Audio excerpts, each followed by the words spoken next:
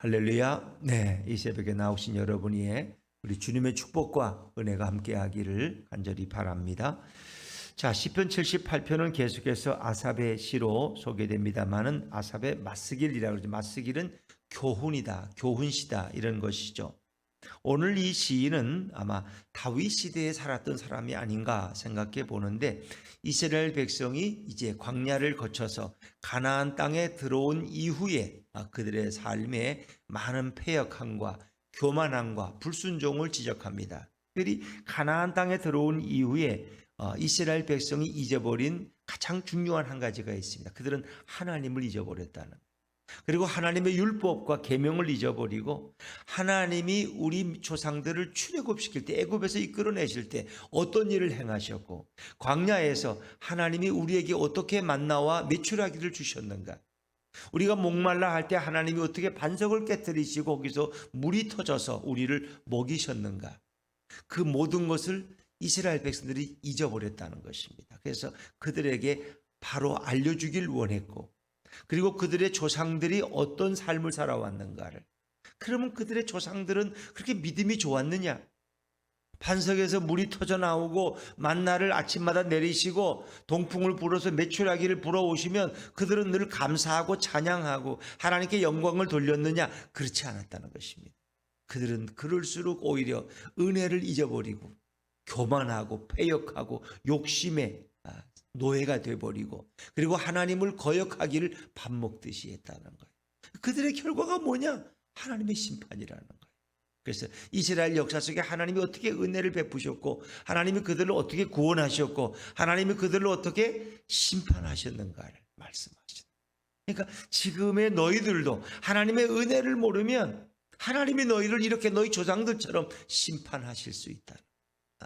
그래서 그들이 하나님의 은혜를 깨닫고 감사하며 순종하며 살아가기를 오늘 시인은 원하는 마음으로 오늘 이 시를 기록하고 있어요. 그래서 이런 시는 하나의 역사 속에 교훈을 담고 있는 교훈시다, 혹은 지혜시라고 우리가 그렇게 부르는 것입니다.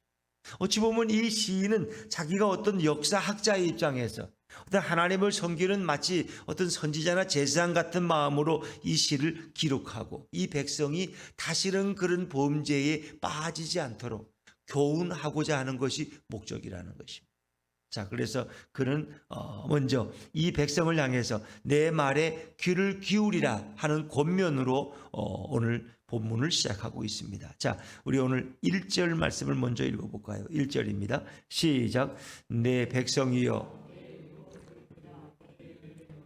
귀를 기울일지어다. 내 백성이여 내 율법을 들으며 내 입의 말에 귀를 기울일지어다. 이제 그들에게 뭔가 교훈을 전하고자 원하는 것입니다. 그리고 내가 예로부터 숨겨졌던 것들을 내가 이제 드러내려고 하는 것이다.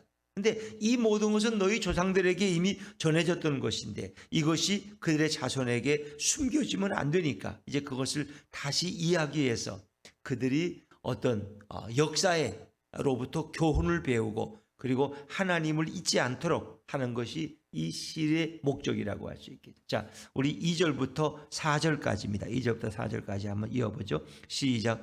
내가 입을 열어 비유로 말하며 예로부터 감추어졌던 것을 드러내려 하니 이는 우리가 들어서 아는 바요 우리의 조상들이 우리에게 전한 바라.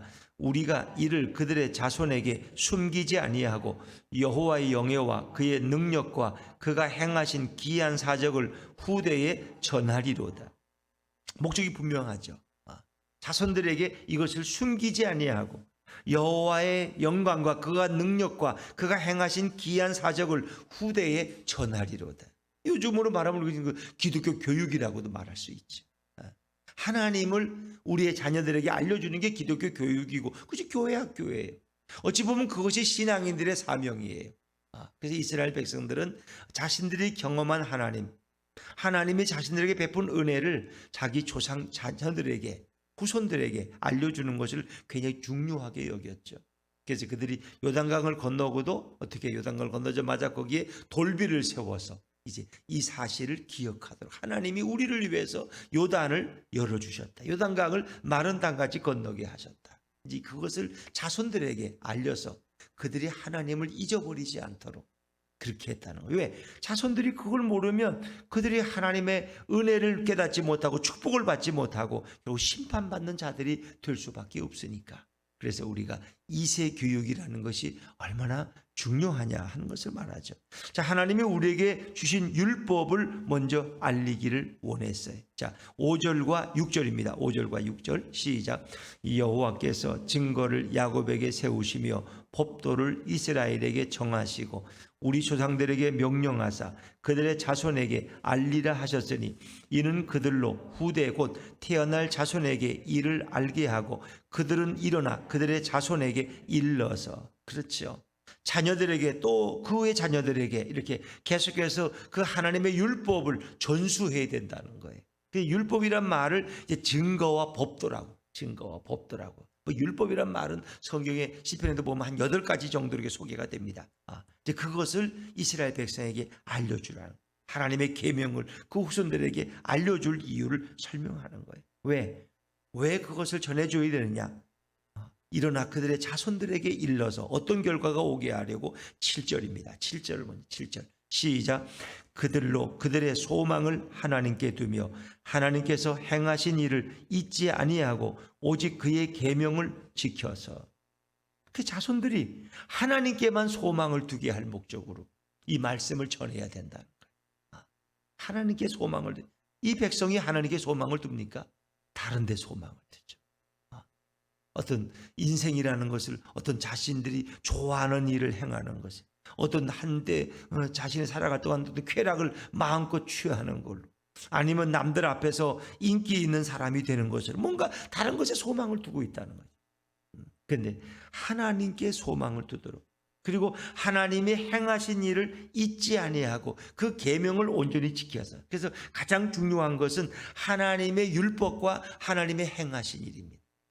그 두 가지를 전해야 된다는 거예요. 하나님께 소망을 두려면 그들이 하나님의 계명, 하나님의 율법을 먼저 그들이 지켜야 돼. 그리고 또 한 가지는 하나님께서 행하신 일을 잊지 아니해야 돼. 그걸 잊어버리면 안 돼. 하나님이 우리 민족에게, 우리 조상들에게 어떤 일을 행하셨는가를 그들이 바로 알아야 돼. 그렇게 그 율법과 하나님의 행하신 일을 전해주는 가장 중요한 이유가 또 하나 설명되죠. 마지막 8절입니다. 마지막 8절 시작. 그들의 조상들 곧 완고하고 패역하여 그들의 마음이 정직하지 못하며 그 심령이 하나님께 충성하지 아니하는 세대와 같이 되지 아니하게 하려 하심이로다. 아멘. 마지막을 중요해요. 충성하지 아니하는, 정직하지 못하고 그 심령이 하나님께 충성하지 못하는 세대와 같이 되지 아니하게 하려 하심이로다. 그러니까 악한, 사악하고 불순종하고 교만한 너희 조상들의 전철을 밟지 않게 하려 합니다. 너희 조상들은 그렇게 하나님을 배역하고 불순종하고 정직하지 못했고 완고하고 패역해서 하나님의 심판을 받았는데, 너희들은 하나님을 바로 알아서 이제 그렇게 되지 않도록 하는 것이 이 율법의 말씀과 하나님의 행하신 일을 전달하는 목적이라는 것입니다. 부모 세대에 잘못된 길을 걸어가지 아니하도록, 부모 세대에 그런 세대와 같이 되지 아니하게 하려 하심이라는 것은 그렇게 되지 않도록, 그렇게 되지 않도록 오늘 이 말씀을 너희 후손들에게 가르치고 전하는 것이 이 시의 목적이라는 것입니다. 자, 그러면서 이제 9절부터 16절까지는 하나님이 보여주신 이런 놀라운 일들에 대한 것을 증거하는데, 이스라엘 너희 조상들이 그것을 다 잊어버렸다는 거예요. 패역하고 교만하고 그리고 하나님을 잊어버린 어리석은 너희 조상들의 세대를 본받지 마라. 조상들의 세대를. 네, 이것은 이제 이 시인이 보는 시각이지만, 물론 우리 세대에도 믿음을 바로 살지 못했지만은 우리의 자녀들의 세대에는 더 하나님을 알지 못한 이런 비극이 오늘날 또 되풀이되고 있지 않습니까? 자, 제일 먼저 9절에 보니까 에브라임 자손을 예로 들고 있어요. 에브라임 자손. 9절을 읽어볼까요? 9절 시작. 에브라임 자손은 무기를 갖추며 활을 가졌으나 전쟁의 날에 물러갔도다. 12지파 가운데 에브라임과 므낫세 지파는 요셉 지파입니다. 요셉의 두 아들. 근데 에브라임은 요셉의 둘째 아들이 므낫세가 있는데도 야곱이 축복할 때 에브라임을 차자를 장자로 축복했어요. 근데 에브라임 지파라는 것은 더 나아가서 그들은 이 루벤이라는 거는 루벤 지파가 12지파 중에 제일 장자의 지파인데 이 루벤 지파보다 더 장자의 지파로 대우를 받습니다. 루벤은 이제 서모 비라와 통관했기 때문에 아버지의 침상을 더럽혀서 그런 이제 장자의 권을 잃어버렸어요. 근데 실제적으로 에브라임 지파가 가장 큰 영광을 받고 하나님이 장자의 지파로 인정하셨어요. 근데 그렇게 하나님의 사랑을 받은 에브라임 지파가 어땠습니까? 전쟁에 나갔다가 무기를 가지고 활도 가지고 나갔지만 도망가 버렸어요. 패배. 하나님을 믿지 못하니까 전쟁이 무서워서 도망간 지파가 에브라임 지파예요. 이제 결국 그들이 한 일은 어떤 일일까? 10절, 11절, 10절, 11절 같이 읽죠. 시작. 그들이 하나님의 언약을 지키지 아니하고 그의 율법 준행을 거절하며 여호와께서 행하신 것과 그들에게 보이신 그의 기이한 일을 잊었도다. 에브라임 지파는 하나님과의 언약을 어겼고 하나님이 그들의 조상들을 위해서 행하신 놀라운 기적의 일들을 다 잊어버리고 아무것도 몰라. 에브라임 지파가. 어찌 보면 에브라임 자손이라는 것은 한 지파만이 아니라 이스라엘 전체를 드러내는 대표적인 말이에요. 그래서 에브라임이라고. 에브라임. 이스라엘을 가리킬 때 에브라임이라고. 에브라임. 내가 에브라임을 이렇게 불렀는데 이렇게. 그런데 그 이스라엘 조상들이 결국 이렇게 하나님을 떠나고 율법을 거절하고 그리고 하나님의 역사를 다 잊어버렸다. 다 잊어버려요. 어리석은 거죠. 정말 하나님이 너희 조상들을 위해서 행하신 일이 뭐냐? 너희는 바로 기억해야 된다는 거예요. 자, 이제 그것을 설명하는데, 자, 12절, 13절, 12절, 13절 같이 읽죠. 시작. 옛적에 하나님이 애굽 땅 소환들에서 기이한 일을 그들의 조상들의 목전에서 행하셨으되 그가 바다를 갈라 물을 무더기 같이 서게 하시고 그들을 지나가게 하셨으며. 자, 12절에 옛적에 아주 옛날에 하나님이 애굽 땅 소환들에서 기이한 일을 행하셨어. 그 조상들의 목전에서 어떤 일을 행하셨을까요? 그 이제 그 다음이 홍해구, 13절이 홍해구, 12절은 이제 모르면 모른다 그래야 되는데 12절은 애굽 땅에 10가지 재앙을 내린 사건. 이 소환이라는 이름은 애굽의 수도예요, 수도예요. 그러니까 애굽 땅에서 10가지 재앙을 내리시고 결국 그들의 조상들을 이끌어내신 거죠. 그리고 이제 13절에 두 번째로 행하신 일이 바다를 갈라 물을 무더기같이 서게 하셨다. 마치 우리가 이렇게 요를 이렇게 접어서 딱 쌓듯이 바다를 갈라서 물을 무더기 쌓듯이 마치 벽돌을 쌓듯이 쌓아놓으셨어요. 그리고 이스라엘 백성을 지나가게 하셨다. 바로 이분이 우리의 주인 되신 하나님이라. 너희 조상의 하나님은 바로 이런 분이라는. 그리고 그 하나님은 이제 광야에서 어떤 일을 행하셨느냐? 14절, 15절, 16절까지 다 아시는 거니까 이어서 읽죠. 시작. 낮에는 구름으로 밤에는 불빛으로 인도하셨으며 광야에서 반석을 쪼개시고 매우 깊은 곳에서 나오는 물처럼 흡족하게 마시게 하셨으며 또 바위에서 시내를 내사. 그렇습니다. 바로 이런 일을 행하셨다는 거예요. 너희 조상들을 위해서. 낮에는 구름, 그러니까 낮에는 구름 기둥으로, 밤에는 불 기둥으로 너희 조상들을 인도하셨고 따뜻하게 보온해 주셨다는. 구름 기둥 밑에 있으면 낮에도 시원하고, 그렇죠? 밤에는 불 기둥 밑에 있으면 따뜻하고 이렇게 보호해 주셨다는 거예요. 15절 반석을 쪼개시고 그리고 물을 흡족하게 마시게 하셨다는 거예요. 출애굽기 17장인가요? 모세가 반석을 쳐서 지팡이를 쳐서 반석에서 물이 터져서 200만이 마시는. 자, 그런가 하면 16절에 똑같이 나와요. 바위에서 시내를 내사 물이 강같이 흐르게. 이런 것이 또 민수기에 또 한 번 소개되죠. 그래서 이 두 가지 이 반석이 터져서 생수가 터져 나온 사건을 똑같이 표현하고 있어요. 하나님께서 이런 일을 행하셨다는 거예요. 자, 그런데 이런 일을 목도한 너희 조상들은 어떻게 살았느냐? 17절. 17절 같이 읽죠. 시작. 그들은 계속해서 하나님께 범죄하여 메마른 땅에서 지존자를 배반하였도다. 이런 기적과 이런 놀라운 일을 행하셨음에도 불구하고 그들은 계속해서 하나님 앞에 범죄했다. 지존자 하나님을 배반하였다. 뭐 우리가 하나님이 뭐 축복을 안 줘서 뭐 불순종하나요? 하나님이 뭐 먹을 걸 안 줘서 우리가 그렇게 하나님을 떠나나요? 풍족하게 주어도 하나님의 은혜를 기억하지 못한, 망각해, 감사할 줄 모르고 하나님 앞에 찬양할 줄 모르고 교만해서 욕심 때문에. 자, 그들이 어떻게 욕심을 부렸는지 보세요. 그들이 어떻게 욕심을 부렸는지. 18절 19절입니다. 시작. 그들이 그들의 탐욕대로 음식을 구하여 그들의 심중에 하나님을 시험하였으며 그뿐 아니라 하나님을 대적하여 말하기를 하나님이 광야에서 식탁을 베푸실 수 있으랴. 19절 보면 약간 비꼬는 뜻이죠. 하나님을 대적했다는, 하나님이 광야에서 식탁을 베푸실 수 있으랴? 하나님이 정말 뭐 다 하신다고? 아니 이 광야에서 우리에게 식탁을 주시겠어? 식탁을 준다는 것은 우리에게 음식을 주실 수 있겠냐. 근데 그들이 만나를 구한 그 동기를 보면 탐욕대로 음식을 구해서 그들의 심중에 하나님을 시험했다는. 그러니까 그들이 배고파서 뭐 음식을 구하는 건 당연해요. 그러나 그들은 불평했어요. 먼저 애굽에서는 그래도 굶지는 않았는데 이게 뭐냐 말이야. 먹을 게 없어가지고 막 불평을 하는 거야, 하나님 앞에. 그러면 하나님이 말씀하셨어요. 아침에 나가면 한 호멜씩 먹을 만큼만 가지고 와라. 식구가 둘이면 두 호멜, 또 이렇게. 그런데 꼭 욕심을 내. 욕심쟁이들이 많어. 그래가지고 그냥 그걸 또 갖다가 가마니로 갖다 놓고 그냥 욕심을 내고.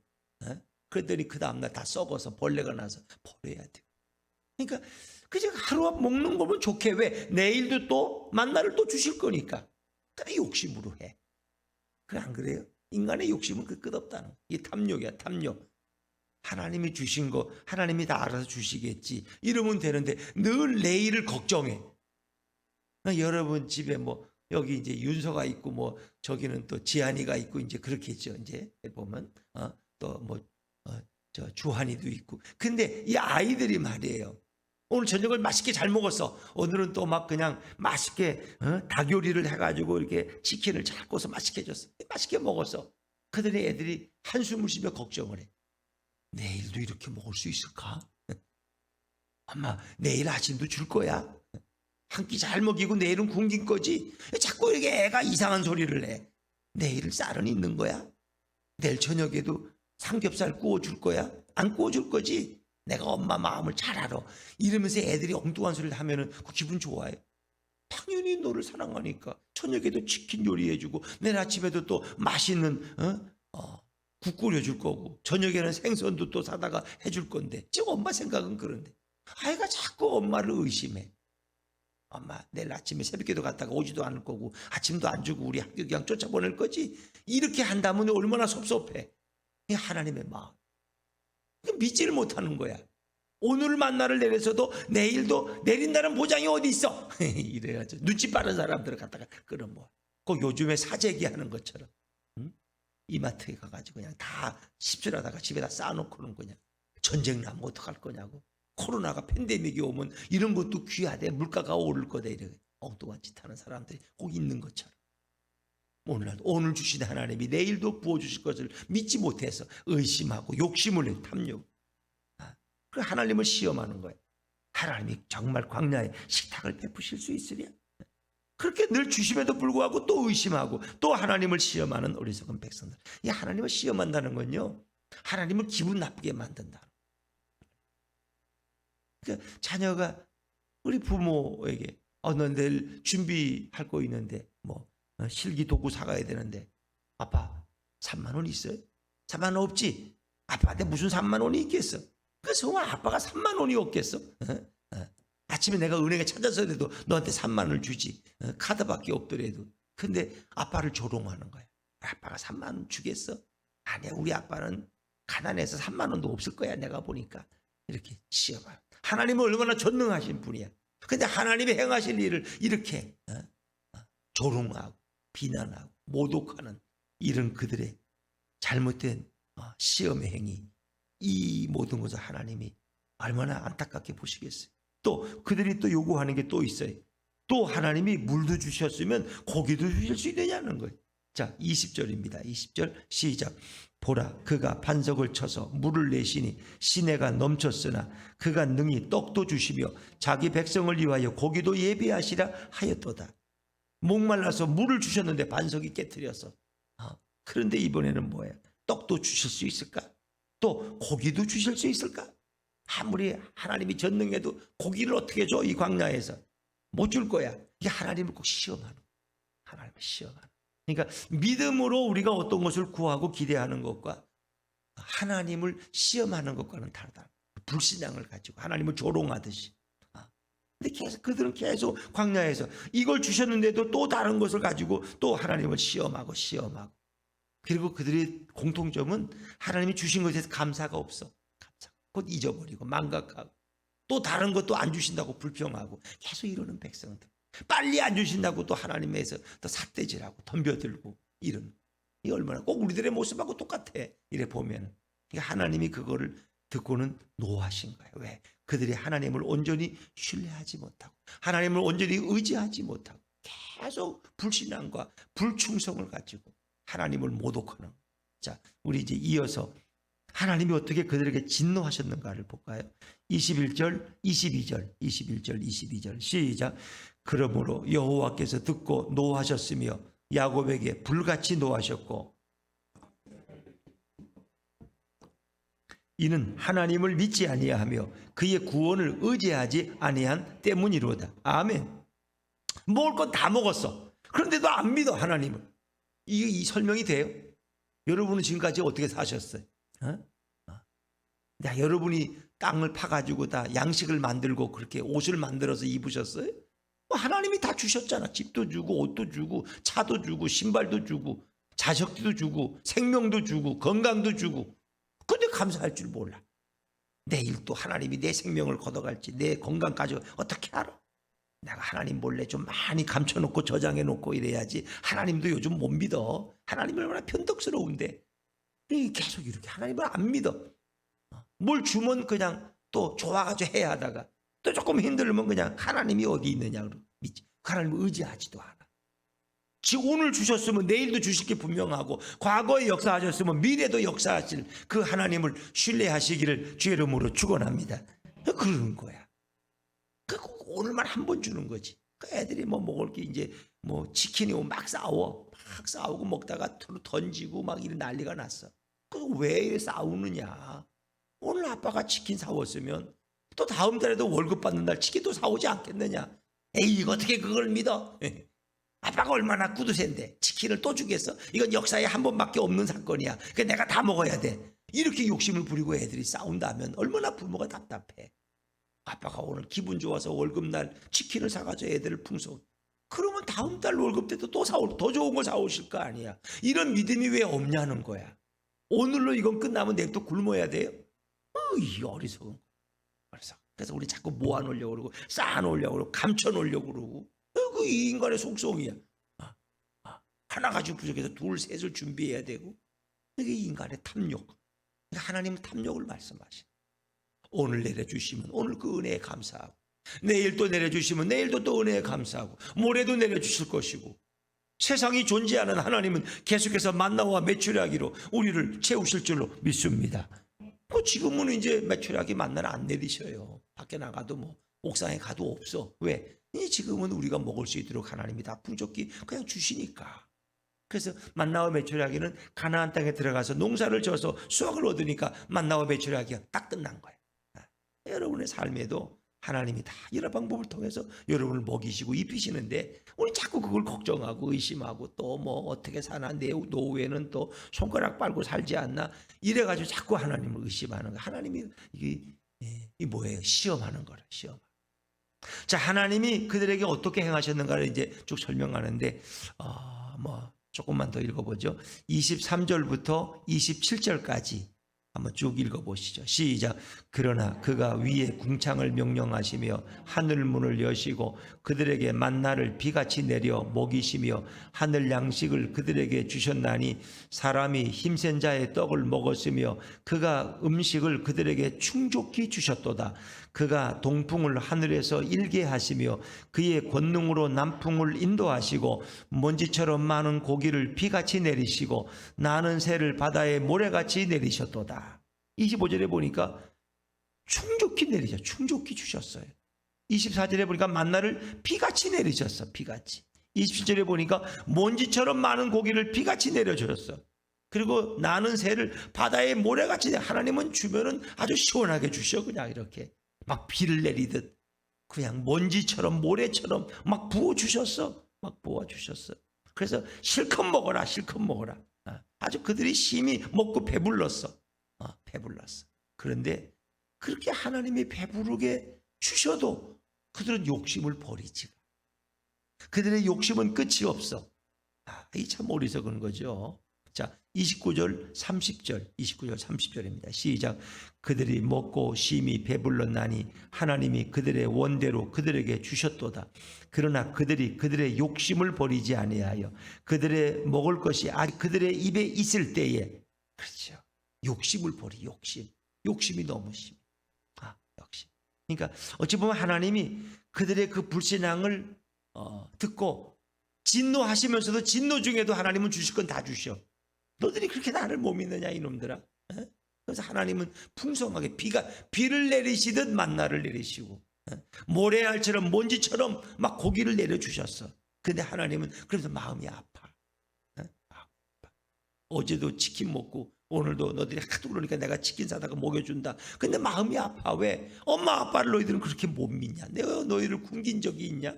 주면서도 마음이 아파. 하나님은 진노 중에 그들에게 충족히 또 부어주셨어. 그러나 그런 가운데서도 하나님은 그들에게 심판하신다는 거예요. 자, 어떻게 31절 그들의 불신앙에 대해서, 그들의 믿지 아니함에 대해서, 그들의 감사하지 못함에 대해서, 그들이 은혜를 망각한 것에 대해서 하나님이 어떻게 심판하시지 보세요. 31절 시작. 하나님이 그들에게 노여움을 나타내사 그들 중 강한 자를 죽이시며 이스라엘의 청년을 쳐 엎드려 때리셨도다. 노여움을 드러내서 결국 강한 자를 죽이셨다. 그러니까 참 하나님은 우리가 막 때를 쓰고 원하고 욕심으로 막 하나님을 시험 달라고 해도 주기는 줘요. 근데 기쁜 마음으로 주시는 게 아니야. 진노 중에도 우리가 원하는 걸 줘요. 근데 그 다음에 심판이 있다.